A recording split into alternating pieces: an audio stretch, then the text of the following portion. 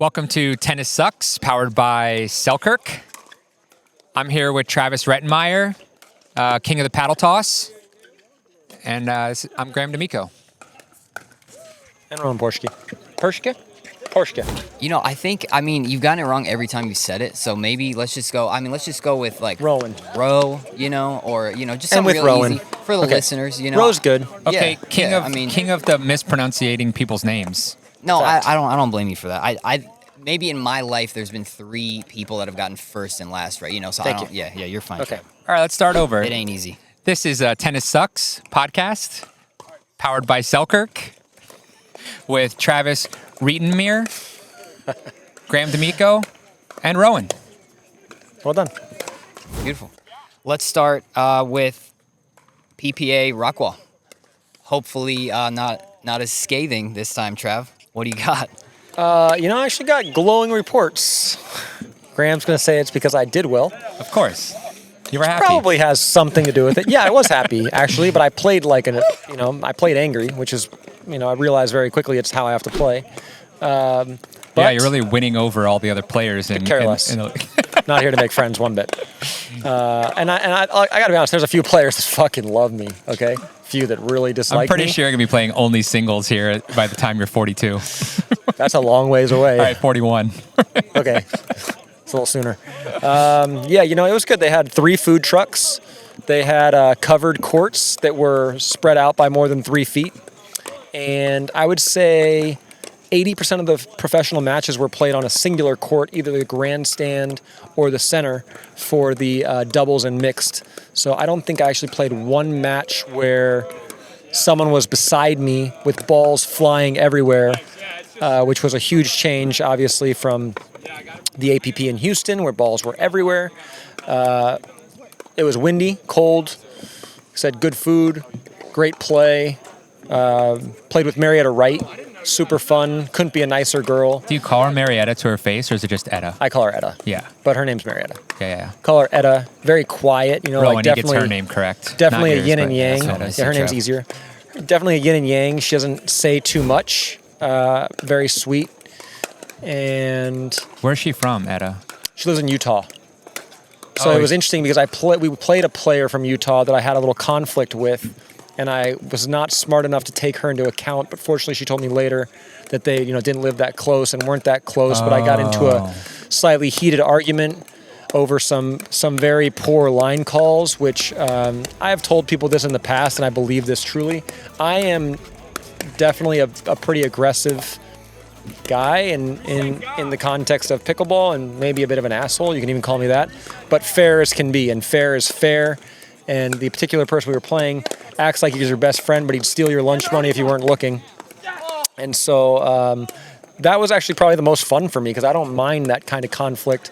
Got to play Tyson twice, beat him both times. Wes Burroughs and I beat him in doubles, he and Jay, and then got him in mixed with Leigh Waters. Also got into it with Leigh a little bit, which I don't mind. She's very, very feisty. Respect for that. She was wrong, but she's feisty, so I get it. I get feisty if I lose to someone, too. But you're going to lose a lot more to me, Leigh, so get used to it. And then, I think the best match of the week for us, was the bronze in the mixed. We'd gotten smoked earlier in the week, Etta and I, by Jay and Jessie Levine, and Jessie is a monster, man. She's got this fade. What's her last name again?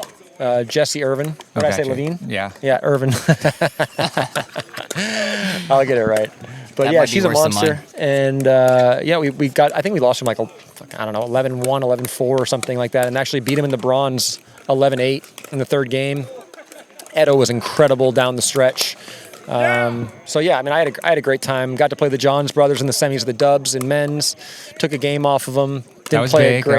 Didn't play a great game 3, but the Rockwall crowd was booing me because obviously they're PPA, and I was shouting MLP and all these things. This was before the Vibe merger happened, so we were getting real chippy. And I had a blast. I had a blast being the villain.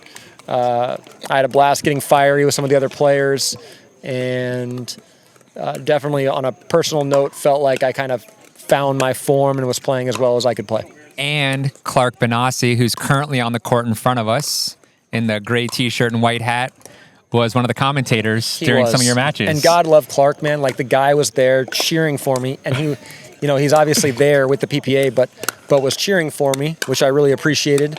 Oh, during his commentating, he was talking up MLP. That's my man, It was Clark. great. That's my man, Benassi.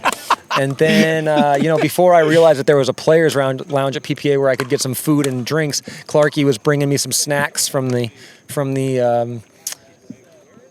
cookies and a sandwich from the sponsorship tent, which I'm not allowed in. And whoa, almost got me. And yeah, Rockwall was great. Also, a really nice hotel. Thank you, Paul Romero, for hooking it up. So yeah, we had a great time. Graham should have been there. Yeah, if he had been, I would have probably gone gold, but instead, just That's whatever. the one I'm really upset I didn't make it to. Yeah.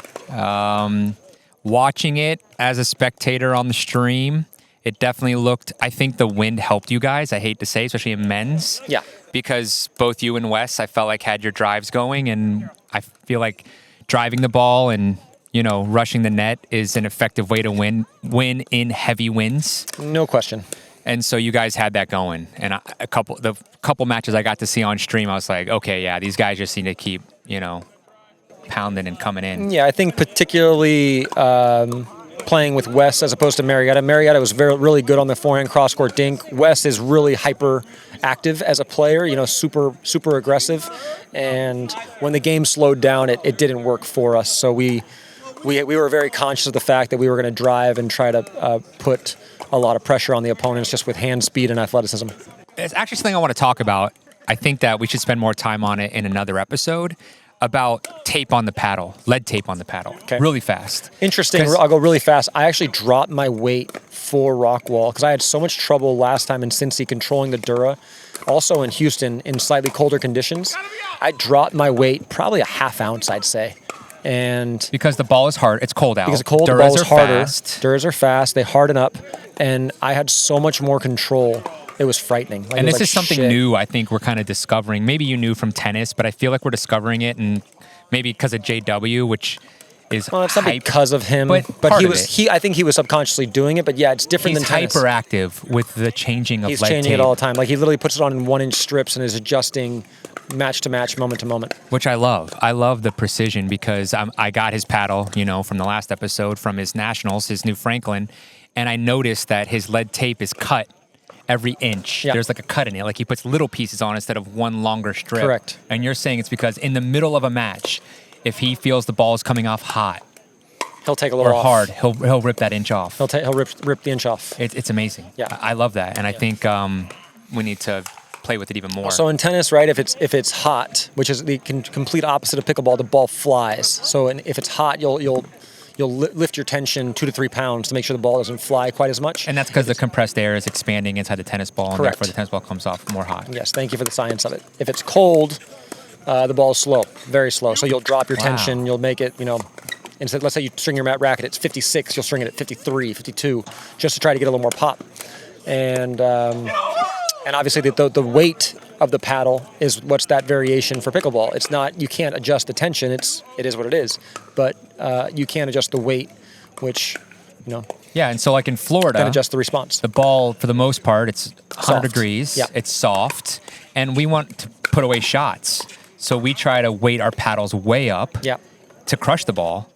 But that's not the same when you go to somewhere like Rockwall, Texas in the winter, when it's 40 degrees outside and you're playing a Dura and the ball's flying, so you're taking the weight off. Correct. I like that. I think that is a good point for people that are, playing a little more advanced pickleball. Think about your tape based on weather conditions. Yeah, adjust it based on that. Adjust your weight slightly.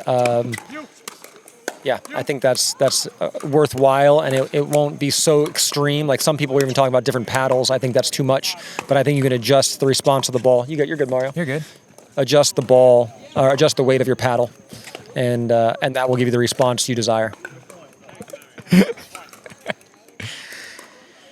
All right, yeah, that's Rowan. great. That's that taught me a lot about the whole lead tape thing. I don't really know anything about that, you guys, so thank you for that. Trav, I was trying to keep up with your PPA Rockwall results, but I was looking 50 and up. That's where I should be looking, right? Say it again. You were looking where? I was looking 50 plus for your results. I couldn't find anything, man. Thank you. Yeah. I appreciate that. I like this. Rowan's not. Man, even at 50 plus, I'm going to chop these kids up. I know what you're dealing with. I'm made of wood. Graham says petrified, but wood. I like it, Ro. Let's talk a little about Minor League Pickleball. You had, what event was that? Was that a month ago now, Graham, that you guys competed in? That was somewhere in Texas as well, correct? Oh, Minor League Pickleball. Yeah. Sorry. No, you're fine. I was distracted by this great point in front of us here. Yeah, Minor League Pickleball. And I think I might actually know more about this than Travis. Almost nothing about it, so yes, I do. So they started up something new, kind of a beta run, a test, Minor League Pickleball. Basically for anyone that didn't play MLP, right? So you're not a Major League Pickleball pro. You're maybe a step below that, and it's run by Duper, which is a rating system. And what we called it was a Duper 22 and a Duper 20, meaning you had a team of 4, played Major League Pickleball style format, but the 4 players had to have a rating under 22. So if everyone was a 5.5, you'd have a 22 team. And a 5.5 is a pretty good player, but that's not really how the teams went. It was more of a mix of like a 5.2 with a 5.8 or a 6.0 with a 5.0 to make up a 22, and then same thing for the 20 team. And so I actually Florida Smash brought 2 teams, one for the 20 and one for the 22. And, one of the players actually here on the court in front of us, Evan Pratt, played in the 20 team, Florida Smash. And we did well. We got 2nd and 3rd out of 12 teams in each division. But man, I looked at the views. I don't know if you've looked on YouTube because we streamed it on Sunday, the semis and the finals. It has as many views as a PPA Sunday. I think something like 18 or 19,000 when I looked yesterday. Mind-blowing. Which is pretty awesome. And the players that came with me from Florida, shout out to all of them. I don't want to name them all, but lots of great players. Austin and Ed and all those guys, Nate, Drew, said it's the most fun they've ever had playing pickleball. They weren't playing for a ton of money, maybe $500 a guy. But the format, along with the level of competition with fans at Austin, Dreamland, they said there was nothing else like it. And the amount of outreach since then from high-level pros, I'm talking 6.0 to 6.3 pros, that have said, I want to be on the next team. I've had at least 20-some people at that level say to me, these are top players in the country, I want to play the next minor league event. And so I'm really excited about it. Yeah, Josh Elliott spoke super highly of it. And another one of our players in the team. Sorry, Josh. Yeah. Also an engaged fella. And I think we actually might have a new player here, this Julian kid. Don't know anything about him, but he's pretty good. Yeah, he's solid. For starting, he's pretty good. He's solid. But I think you got to talk a little bit of the prize money, Graham, because that was the one you threw out at me yesterday that my jaw dropped. So from what I understand, we're going to do 6 events next year. And don't take any of this. It changes on the daily, but roughly 6 events. The first one I think they're shooting for is Cincinnati, new indoor facility in Cincinnati. And then Florida, hopefully after that. But I was told possibly the prize pool is going to be $120,000 per event and $60,000 to the winning team, which I responded with, I hope that's not my money. But no, I basically said you're going to make some MLP players, Major League Pickleball players, not happy. Because if you're on the 24th team of Major League Pickleball and you walk home with $3,000 or $4,000. What I can tell you is another sport. Like, no one in the minors is making what a guy's making on the Cubs, And then the winner of Minor League Pickleball walks away with $15,000. I think there's going to be some. I'll drop down. Yeah, I'll drop down today. There's going to be some sandbaggers. I'd love to be the Florida Smash sandbagger. Oh, but I hope it happens. I hope we actually do these 6 events. I know the merge slowed us down a little bit in our planning, but I hope it happens, and I hope it is very good prize pools. I don't have to be that good, but really good prize pools. Because I think that people will show up for that. I think there's a bigger contingency of people that want to see the next level down because they feel closer to it. I know me, I play at a 4.5, 5.0 level. I know that when I watch that level, I think, okay, I'm a little closer to that. I understand this a little bit more. Maybe I could reach that someday. When I play Travis, I'm thinking, that'll never happen, And I think there's a lot of people like me that enjoy watching those matches and watching a level closer to what we play at on rec courts. Makes sense. Yeah. How many MLP teams have minor league teams currently? I don't even know if that's how they're going to do it. Okay. For this last event, I know the Ranchers had a team, and actually the owner of the Ranchers played on one of the teams. He's a fairly good pickleball player. He played on the Tim Klitsch. Yeah, Tim Klitsch. He played with his friends. It was actually a lot of fun, and shout out to Tim Klitsch. Love that guy. Super nice. The guy who wears the cowboy hat, if you see him every time he's at an MLP event. So he was, I want to say he had a team. There might have been 3. I think there were 3 teams from Major League Pickleball that represented minor league teams, but I don't know if necessarily that major league teams are going to own minor league teams. I don't know if that's how the format is going to be, but we'll have to wait and see. I know that Florida Smash is going to own a team. No matter what I have to do, we're going to be represented at minor league pickleball because I'm as excited for that as I am for major league, honestly. Okay. So Yeah. it's MLP, like they're MLP events, right? Like it's the same like format. a subsidiary of MLP, or is it a completely different We don't know thing? yet. Okay. We don't know. I don't want to speak on that. I think it's going to be its own entity. Okay, It's cool. going to be loosely tied with Major League Pickleball just because of the format. And, you know, it looks the same, minor league pickleball, Major League Pickleball, and we're going to have a Florida Smash team. So there's going to be tie-ins. I just think that it's going to be its own entity for people who can't quite, that a feeder up to. And I think the way they're talking about it now is something else you talk about. The collegiate championships are happening this weekend, also in Dreamland. So Also presented by Duper. I think the thought process is, okay, you play college pickleball, right, for a club team. You graduate to minor league pickleball if that's the path you're taking, right? And if that works out for you, you eventually become a professional player and play in Major League. And it's kind of a stepping stone for young, collegiate athletes to work their way up. And it all ties in with Duper. I think Duper is really the factor that combines all 3 of them. Okay. Okay. If that helps. Yeah, no, that does. Great, Graham. Thank you for that. Trav, I know you hated having to be so quiet there. I can manage. What's your take on minor league? What do you think about it from what little you know? From what you've heard? I don't really have a take on it. Did you watch the stream? A little bit of it. Like, I understand it. From a viewing perspective, it didn't appeal to me that much. Okay.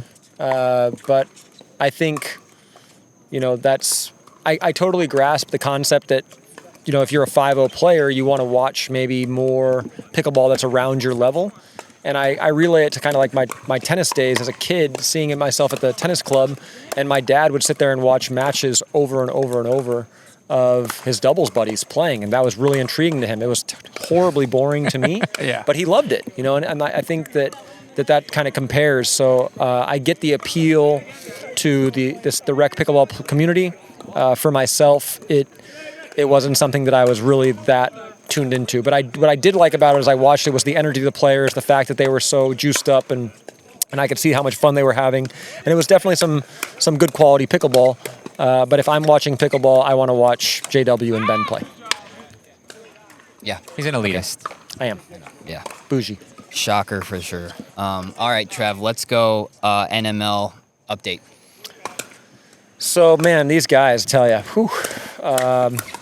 little prima donnas. We were trying to come to terms on the scoring format, which was taking a while. We couldn't come to terms for a few weeks. We have a venue here that's building a court for the event, so they obviously wanted to know that this event was going to happen for certain before laying concrete or doing market. And I think given the response that we've had, it only makes sense to do this as an event, to do this where people can view it, watch it, be intrigued by it. So we finally came to a scoring format that we can use, which is 3 out of 5 to 15, which I don't think favors me or them significantly. I think it's a fair bet. Before, again, they wanted 3 out of 5 to 21, which I thought was a lot of running, and then we had a slight adjustment to that. I still thought it was too much running, and as a 39-year-old guy, I didn't want to see myself losing based on the fact that I just was getting exhausted. Because, again, the bet was I can beat you, not that I'm a jackrabbit that runs all day. I'm not Julian Arnold. That guy can run forever. But it looks like now we're going to have to push it back. We were looking for December 17th due to the venue and the preparations that we want to take. We're now looking at January 7th, which the NML guys were not happy about and are complaining about.